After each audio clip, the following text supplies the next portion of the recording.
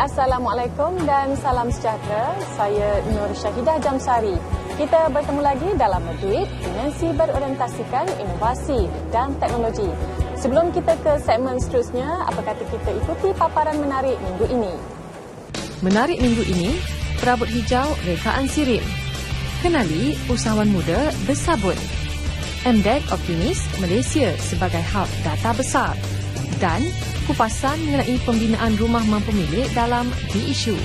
Teruskan bersama Duit, dimensi berorientasikan inovasi dan teknologi.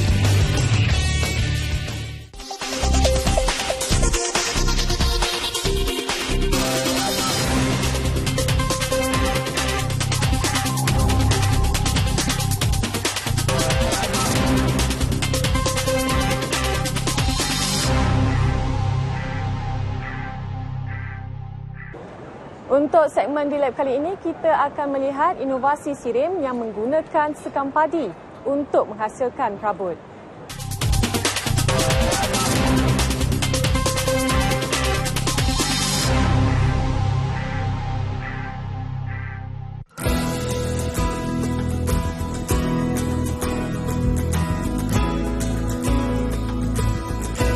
Pada masa dahulu, sisa sekam dan jerami padi akan dilupuskan oleh para petani dengan cara pembakaran terbuka. Kaedah ini boleh mencemarkan alam sekitar dan boleh menjejaskan kualiti udara.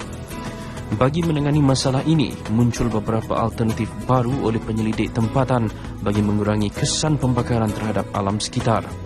Salah satunya adalah dengan mengitar semula sisa sekam dan padi tersebut dalam pembuatan perabot dengan menggunakan teknologi biogesim dan biokomposit. Teknologi inilah yang digunakan oleh Sirim Berhad dalam menghasilkan perabot mereka yang dikenali sebagai perabot hijau.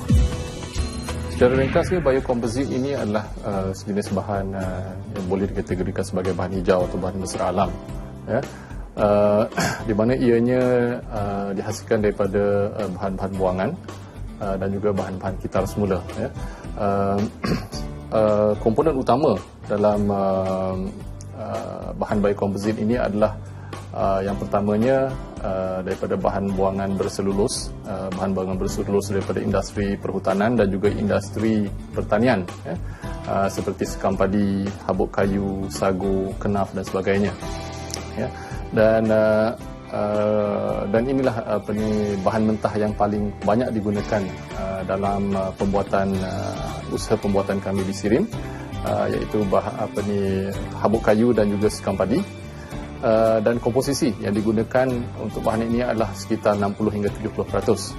Ini secara tidak langsung boleh membantu dalam usaha pemeliharaan alam sekitar, di mana kalau sekarang produk yang dihasilkan dengan menggunakan kayu semula jadi, ya, maknanya berlaku penebangan hutan, ya. Jadi kita boleh menggunakan bahan biokomposit sebagai alternatif kepada produk ataupun kayu dari sumber semula jadi, ya. Dan sekiranya bahan biokomposit ini digunakan secara meluas, ia boleh memberikan impak yang sangat signifikan terhadap usaha-usaha pemeliharaan alam sekitar. Teknologi biokomposit yang menggunakan serat semula jadi ini adalah hasil daripada usaha penyelidikan dan pembangunan bersepadu ke atas teknologi serat komposit semula jadi. Bahan yang digunakan ini diperbuat daripada 60 hingga 80% serat semula jadi dengan menggunakan formulasi khas yang dioptimumkan menerusi ikatan kimia khusus. Langkah itu demi memastikan ciri-ciri produk yang terhasil adalah bermutu tinggi. Dengan ciri-ciri rekaan yang mudah diadaptasi serta tahap kestabilan dimensi yang tinggi, hasil produk biokomposit ini amat sesuai digunakan bagi aplikasi dalaman dan luaran. Selain itu, inovasi yang dilakukan menggunakan biokomposit ini adalah sejajar dengan usaha global dalam pemeliharaan alam sekitar yang sekaligus dapat mengurangi penggunaan kayu mentah semula jadi.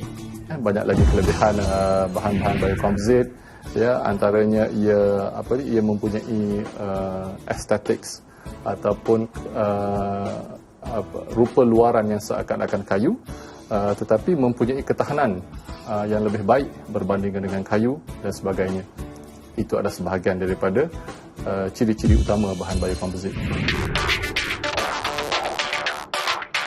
Perabot hijau ini merupakan perabot mesra alam, berprestasi tinggi dan perabot dalaman utama yang bebas kayu. Buktinya, ia menggunakan sekurang-kurangnya 60% sekam padi dan biokomposit batang padi yang tidak kurang hebatnya berbanding penggunaan kayu kayan sebenar. Perabot yang dibangunkan menerusi program komposit dan polimer ini dibiayai menggunakan geran tabung Tekno Kementerian Sains, Teknologi dan Inovasi pada 2007. SIRIM juga menyediakan maklumat teknikal mengenai pembangunan formula biokomposit sekam padi dan teknologi perabot hijau kepada pihak syarikat yang berminat. Teknologi ini dijangka menarik minat negara seperti Vietnam, Indonesia dan Filipina. Sementara itu, SIRIM juga bakal mengumumkan usaha samanya dengan 2 lagi syarikat tempatan lain bagi pengkomersialan teknologi biokomposit ini. Usaha sama itu meliputi khidmat nasihat mengenai pembangunan kemudahan pengeluaran dan penghilangan, khidmat nasihat mengenai carian paten dan aplikasi.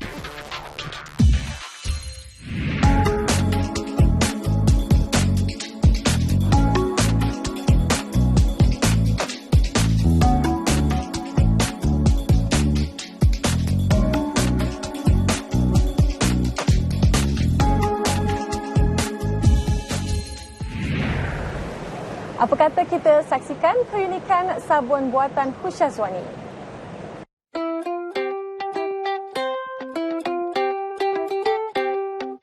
Empat setengah pagi, jam locengku memukit dan menyanyi.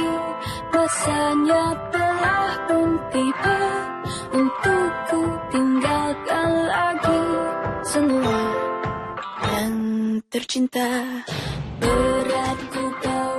Kesedaran masyarakat tentang pendedahan bahan kimia terhadap kulit menerusi penggunaan sabun semakin tinggi. Terpanggil untuk menghasilkan produk sabun buatan sendiri, Khusyazwani Ku Azhar telah menghasilkan sabun buatannya menggunakan bahan-bahan daripada alam semula jadi. Menurut Khusyazwani, semuanya bermula pada tahun lalu apabila dia mula mencari produk sabun yang selamat digunakan untuk kulit khusus untuk kegunaan sendiri. Pada asalnya, saya memiliki kulit yang sensitif dan saya juga mengalami alahan yang teruk dengan menggunakan produk-produk komersial. So dari situ timbulnya rasa untuk saya membuat sabun dan juga bahan kosmetik saya sendiri. Selepas itu, saya memberi hadiah kepada kawan-kawan dan juga keluarga. Dari situ, mereka mula meminta saya buat itu, ini semua. Jadi bermulanya membuat bisnes ni adalah 4 bulan yang lepas apabila saya dengan suami saya bercadang untuk memasarkan produk sabun kami. Setelah mendaftar atas nama The Sabun, usahawan muda ini mula memperkenalkan pelbagai jenis sabun dalam pelbagai warna dan bentuk. Kami memilih untuk berniaga secara online sebab kami sudah cuba untuk join booth-booth di sekitar Kuala Lumpur, tapi nampaknya sambutannya kurang merangsangkan.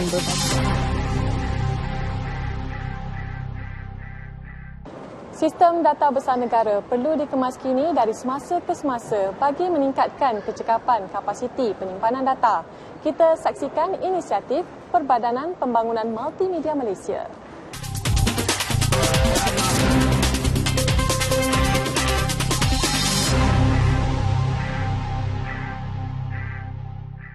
Perbadanan Pembangunan Multimedia MDEC baru-baru ini melancarkan data besar analitik nasional di rangkaian inovasi. Ia mempercepatkan penerimaan BDA di Malaysia.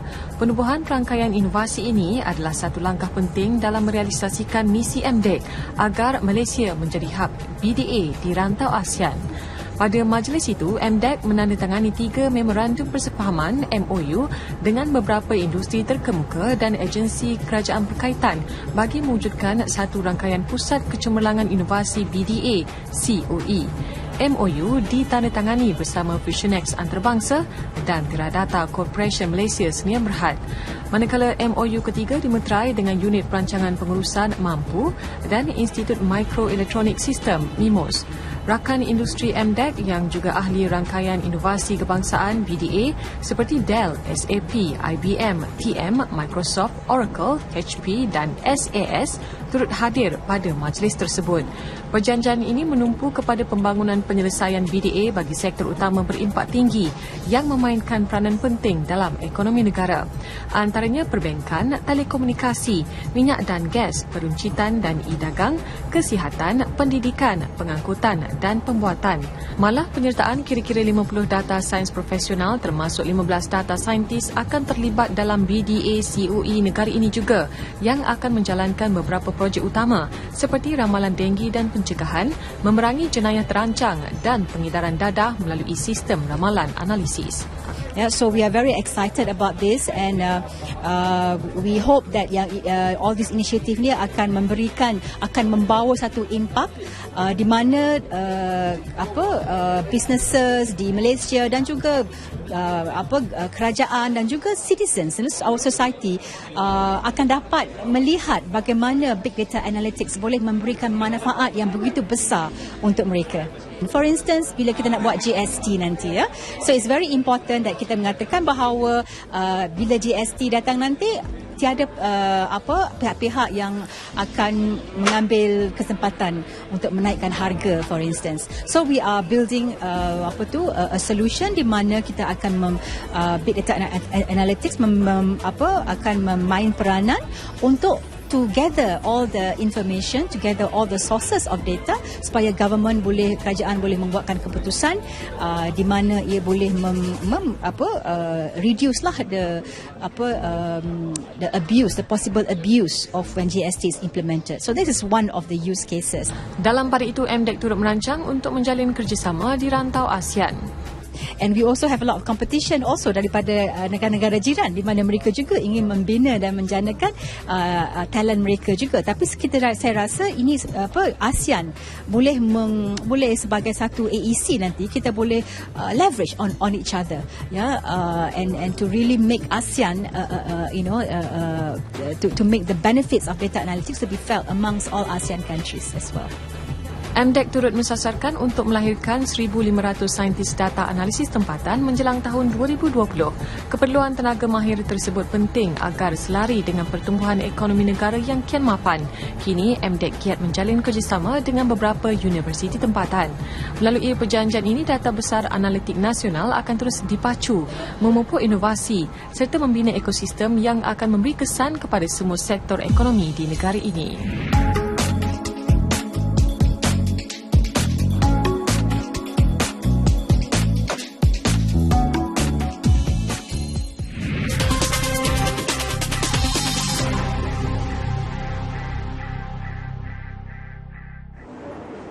Pada masa ini, kerajaan menekankan lebih banyak pembinaan rumah mampu milik. Kupasannya bersama Hamidi Saleh.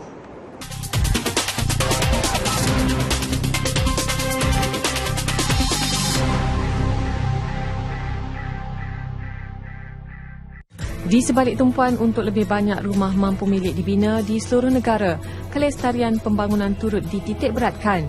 Di ekoran isu bencana alam kebelakangan ini serta isu rumah hijau yang bukan sahaja melibatkan Malaysia malah seluruh dunia. Di Malaysia, keprihatinan mengenai perkara ini sudah pun banyak diperlihatkan kebelakangan ini. Ia terutamanya dalam penghasilan dan aplikasi teknologi yang bukan sahaja lebih moden, malah lebih mesra alam serta kompetitif daripada segi kosnya. Malah pihak Lembaga Pembangunan Industri Pembinaan CIDB merupakan antara salah satu agensi penting yang memainkan peranan terhadap perkara ini. Sesuai dengan objektif penubuhannya, CIDB turut menggalas tugas penting bagi pembangunan kapasiti dan keupayaan industri pembinaan melalui peningkatan kualiti dan produktiviti. Antara yang diungguli CIDB adalah dalam menggalakkan sistem binaan berindustri IBS serta katalog produk, panduan dan prosiding berkaitan standard pembinaan industri. Terkini, ia turut dizahirkan dengan pelancaran penubuhan pusat kecemerlangan COE bagi infrastruktur mampan di bawah pelan induk kedua industri pembinaan baru-baru ini. Pusat kecemerlangan itu kelak dijangka dapat menyediakan platform bagi para penyelidik bekerjasama, melaksanakan latihan dan berkongsi pengetahuan nasihat serta akreditasi bagi meningkatkan kapasiti industri binaan Malaysia untuk menghasilkan infrastruktur binaan yang mapan baik di dalam maupun di luar negara. And I believe you should implement it immediately, because every day there is wasted, then projects happen, so it's better to make sustainable projects. And today they announced the Center of Excellence for Sustainable Infrastructure, so this is in the right direction. Profesor Pulalis amat berpengalaman dan terlibat secara langsung bagi projek pembangunan lestari seperti di negara Arab serta Pakistan dan memiliki hasil sentuhan binaan mercutanda bagi jambatan di Columbus, Ohio, Athens, Greece dan jambatan Zakim di Boston serta pelbagai projek di Eropah. Terkini, kepakaran beliau adalah dalam membangunkan sistem penarafan yang lebih dikenali sebagai program ZOFNAS bagi infrastruktur mampan. Program ini merupakan sistem penarafan yang telah pun diaplikasikan di Amerika Syarikat. Dengan kepakaran beliau ini, ia dijangka membolehkan Malaysia mempelajarinya dan mengaplikasi dalam memastikan pembangunannya lestari dan mapan di negara ini. Sehubungan dengan usaha meningkatkan pemilikan rumah mampu milik, langkah yang diambil CIDB ini mampu digembling sekaligus merealisasikan sasaran tersebut. Rumah kediaman merupakan satu keperluan utama masyarakat Malaysia ketika ini. Namun, tidak semua mampu memilikinya, terutamanya bagi golongan yang berpendapatan sederhana dan rendah. Menyedari hakikat ini, Lembaga Pembangunan Industri Pembinaan Malaysia atau CIDB telah melaksanakan satu projek perumahan mampu milik dengan menggunakan sistem IBS yang mana lebih mudah dan cepat dipasang, malah menjimatkan kos dan masa. Untuk itu, hari ini kita bersama dengan Insinyur Noraini Bahri dari CIDB. Terima kasih Puan kerana sudi bersama dengan Duit pada hari ini. Baiklah Puan, boleh Puan kongsikan sedikit bagaimana tercetusnya idea pelaksanaan projek rumah mampu milik ini? Sebenarnya kerajaan telah mengumumkan keperluan rumah mampu milik ini di bawah rancangan Malaysia ke-10 lagi. So dalam rancangan itu kerajaan akan membina rumah di kawasan bandar dan luar bandar lebih kurang dalam 100,000 unit. Jadi dengan adanya the amount yang kita nak bina ni, penggunaan kaedah IBS adalah amat digalakkan sebab dia akan memberi pembinaan yang lebih cepat. Dengan teknik dan produk yang digunakan tu dipasang di kilang, diangkut, kemudian dipasang komponennya di tapak bina. Sebenarnya apakah kelebihan dengan menggunakan panel komposit berteknologi tinggi ini berbanding dengan sistem IBS sedia ada yang telah diamalkan oleh CIDB sebelum ini? Kalau gunakan panel ni, dia adalah ringan. Jadi penggunaan pekerja di tapak bina makin kurang. Sebabnya dia boleh diangkut senang dan penggunaannya lebih kemas dan senang dibuat. Jadi rumah yang menggunakan polyurethane panel ni sebenarnya lebih sejuk kalau dibandingkan dengan bangunan yang menggunakan bata. Kita baru saja selesai dengan isu banjir yang melanda negara. Baiklah, ada persepsi masyarakat Malaysia mengatakan bila rumah pasang siap ni, bila ia cepat dan mudah disiapkan, ia tidak begitu selamat dan kurang kukuh. Apakah jaminan CIDB bahawa projek ini punya daya tahan dan keselamatan yang tinggi, terutamanya apabila dilanda bencana alam seperti banjir? Banyak kelebihan kalau guna IBS ni, ya. Kalau di negara maju, ya, United Kingdom, Germany, Australia, Singapura, Hong Kong, semua dah guna IBS dah lama dah. Kalau di China tu, bangunan 30 tingkat tu disiap dalam 15 hari saja. Ya, sebab dalam 93% kerja-kerja tu dah disiapkan di kilang. Jadi bila dia dah ni 5-star hotel tu yang buat di China tu. Jadi kerangka dia, struktur dia, dinding dia, lantai dia, kemasan jubin dia, semua dah buat di kilang, kemudian dipasang di tapak. Amerika, Kanada, Jepun dah lagi jauh. Dia dah mula modular units, menggunakan modular units yang secara volumetrik ni lah, di mana dia menggunakan otomasi robotik untuk siapkan komponen volume tu, volumetrik tu, dan dia akan transport dan pasang. Seperti yang kita semua tahu lah, IBS ni dah lama di Malaysia ni. Kalau ikutkan flats perkeliling bermula tahun 60-an lagi pembinaannya, dan sememangnya selamat dan kukuh lah.